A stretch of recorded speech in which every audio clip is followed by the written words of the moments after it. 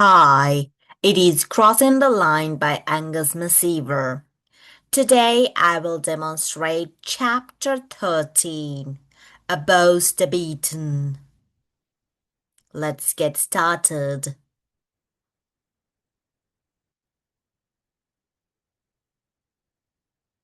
For more details on the chapter and for online classes, please comment below. Oh, WhatsApp the show number on the thumbnail. I hope you have read the chapter. Let's get started with the questions on the story.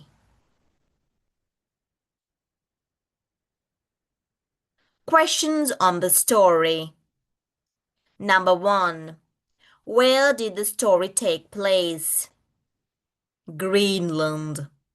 Number 2. Why was Katapasuk unhappy as a boy? He had lost both his father and mother and the members of his tribe.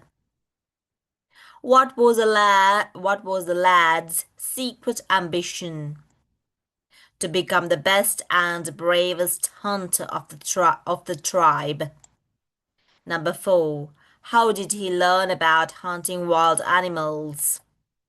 By being observant and listening attentively to the hunters recounting their adventures. Number 5. What did Katapasuk decided to make? He decided to build himself a kayak or skin canoe. Number 6. What good fortune came his way when he least expected it? He found the body of a dead seal. Number 7. What kind of person was Tutiak? Big bully, unpopular with all the members of the tribe, as he was nothing more than a boaster and a coward. Number 8. How did he frighten the orphan boy?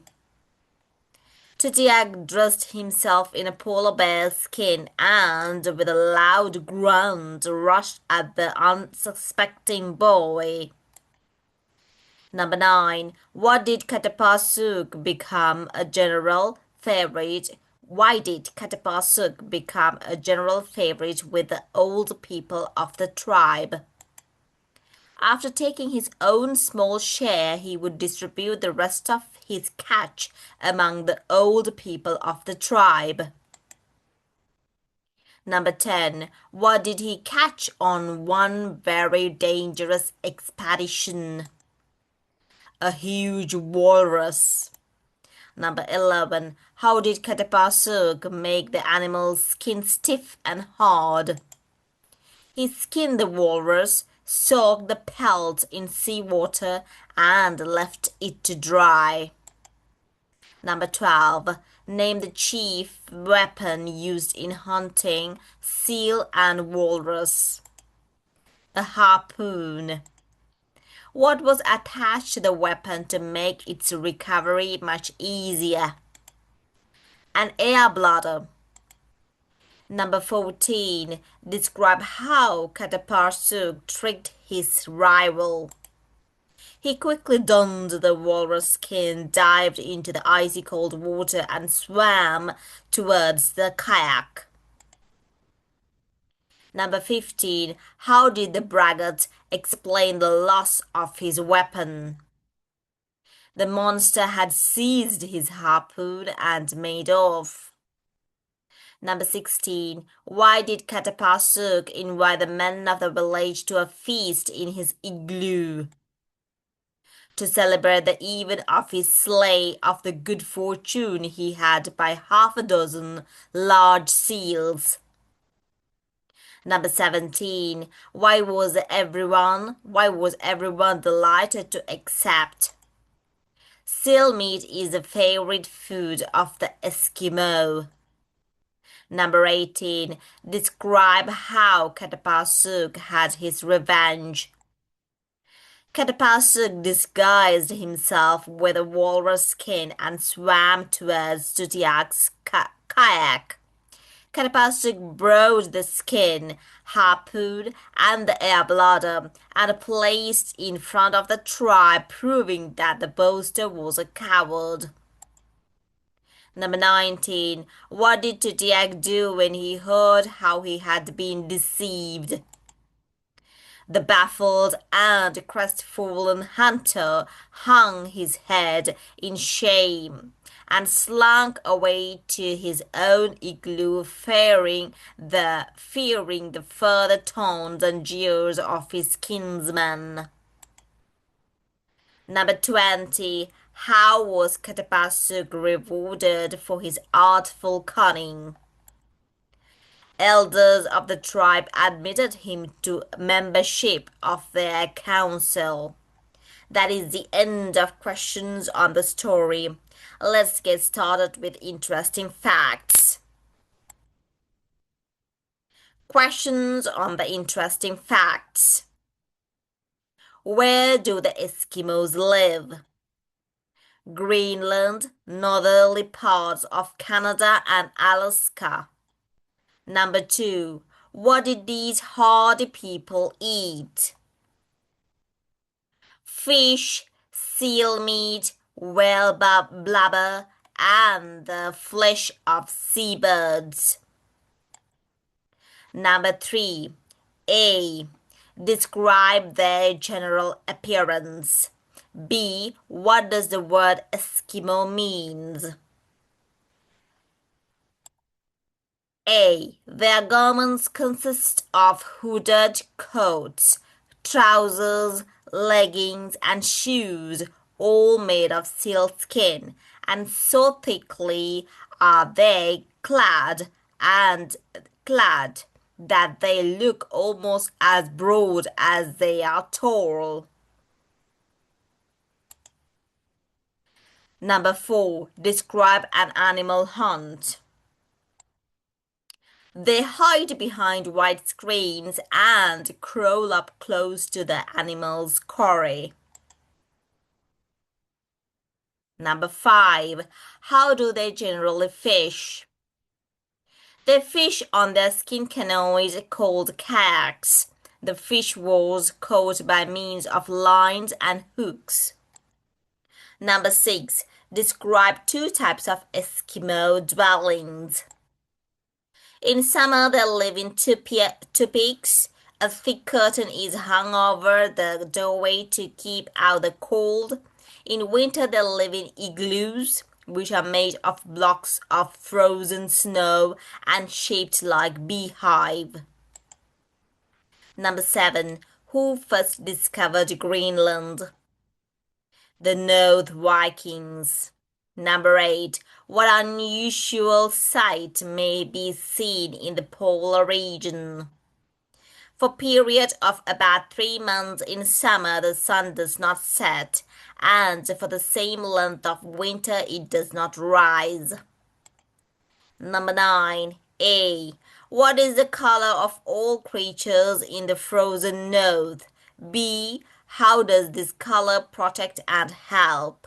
The color is white. B. A white covering helps the smaller animals to escape the notice of their enemies, while it also enables the large animals to approach their prey without being detected. Number 10. A. Give any popular pastime of the young folk. B. What creature is looked upon by boys and girls as a kind of boogeyman? A dog whip is the little boy's first plaything, and training puppy dogs to draw sledges is a very popular pastime with the young folk. The boogeyman is the polar bear. That is the end of interesting facts. Let's get started with development exercises. Development exercises. Number 1. Point out on the map the lands inhabited by the Eskimos. These are the lands inhabited by the Eskimos. The orange color one. Number two, some Eskimos live in Canada. Are they like other Canadians you have seen? Where do you think the Eskimos came from originally? No, they're not like Canadians. Eskimo is an outdated term. The correct term is Inuit or Inuk for an individual. And while they are Canadian citizens, they are a distinct indigenous people with their own unique culture, history, and language, not the same as the broader Canadian population. The ancestors of Eskimo peoples, including the Inuit, Yupik, and Inupiat, originally came from Siberia, migrating to North America across the Bering Strait thousands of years ago. Number three, owing to the very cold climate, the Eskimos must wear fur clothes, while other people are forced to do the same. In hot climates where in hot climates where light-colored, loose-fitting, and breathable fabrics like cotton or linen to stay cool, while in cold climates wear multiple layers of insulating, dark-colored fabrics, while wool or fleece to trap like wool or fleece to trap body heat. For transitional weather, use layering such as wearing a light jacket over a long-sleeved shirt to easily adjust to changing temperatures.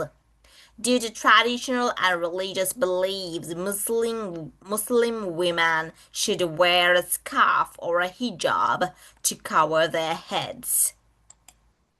Number four, the Eskimos hunt and slay animals in summer and store the meat for use in winter. How it is possible for them to do so? In what ways do we preserve meat and other foods in this country? Indigenous peoples of the Arctic, such as the Inuit, preserve food for summer through methods like burial in permafrost pits for a natural freeze effect, drying meat in the sun and wind, and smoking it. Other traditional techniques include fermentation in airtight containers and preserving with seal eel, which acts as a protective barrier against spoilage. Permafrost pits, dryings, smoking, fermentation, soaking in seal oil. Number five, the Eskimos live almost entirely on fish, seal meat, and whale blubber. Why do they not have the same kinds of foods as we eat? The Inuit, often referred to as Eskimos, don't eat the same food as many other populations because their Arctic environment is not suitable for agriculture. So their traditional diet consists of animal-based foods like seal, caribou, and fish, which are abundant in their region. They supplement this with some plant-based items like berries, roots, and seaweed that they can gather during the short summer season. Number six. Why do the Eskimos build their igloos near the shore? What double purpose does the oil lamp serve? When the inside of a snow hut is heated, why does it not melt?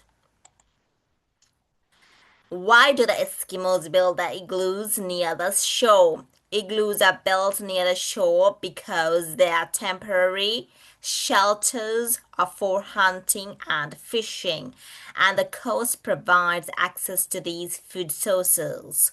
What double purpose does the oil lamp serve? The Inuit oil lamp, Quilik, serves the dual purpose of providing light and heat. It also functioned as a stove for cooking and was used to dry clothes and melt snow. When the inside of a snow hut is heated, why does it not melt? The inside of a snow hut is heated by body heat from occupants and a heat source like a traditional oil lamp.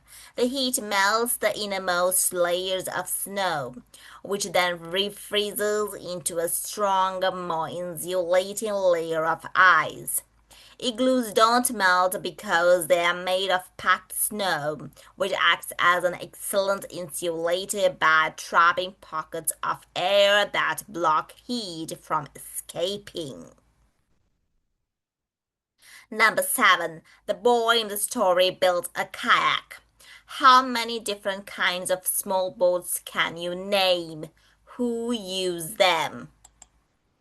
Boat type, boat rider, primary users, families, recreational boaters, typical users, water sports, day cruising, leisure, boat type, fishing boat, primary users, recreational and commercial anglers, typical users, trolling, casting, commercial fishing, boat type, sailboat, sailing enthusiasts, long distance cruisers, typical users, leisure sailing, racing, long term travel, boat type, pontoon, primary users, families, groups of friends, typical users, fishing, partying, general recreation, boat time, yacht, primary users, wealthy individuals, charter groups, typical users, luxury cruising, long distance travel,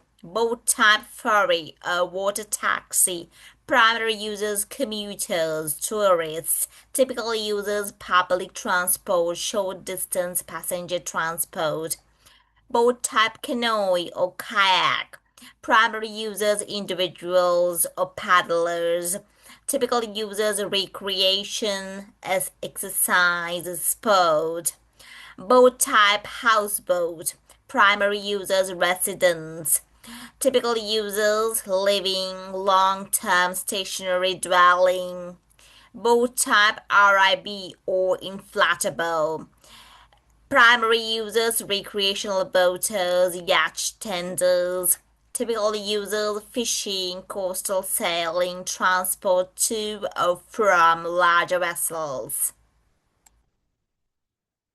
Number 8. The modern Eskimo regularly visit the Canadian trading stations. What goods do you think they request to exchange for their furs? Give reasons why they ask for these goods. Common trade goods, firearms and ammunition, rifles, ammunition, and striking tools like fire strikers for starting fires were popular trade items. Metal goods, traders offered metal tools, brass kettles, knives, and eventually smaller silver items. These were incorporated into tools and as decorative elements. Clothes and clothing, European clothes, particularly the iconic point blankets, became highly sought after.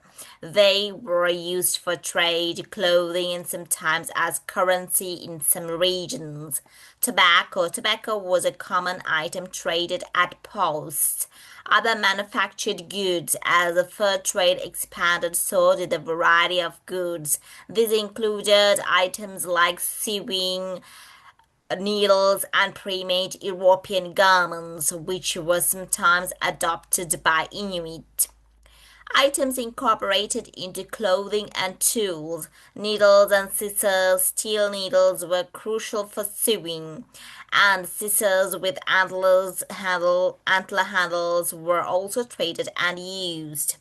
Decorative items, glass beads, metal tinkling cones, and thimbles were traded and incorporated into traditional clothing and crafts. Adapting traditional items. Sometimes trade goods were used to adapt traditional items. For example, pre-made European garments like the Mother Hubbard parka were sometimes made from purchased clothes to be worn over traditional skin clothing. That is the end of development exercises.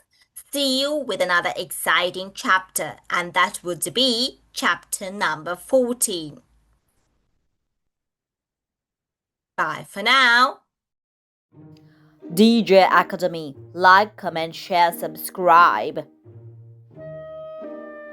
Thanks for watching.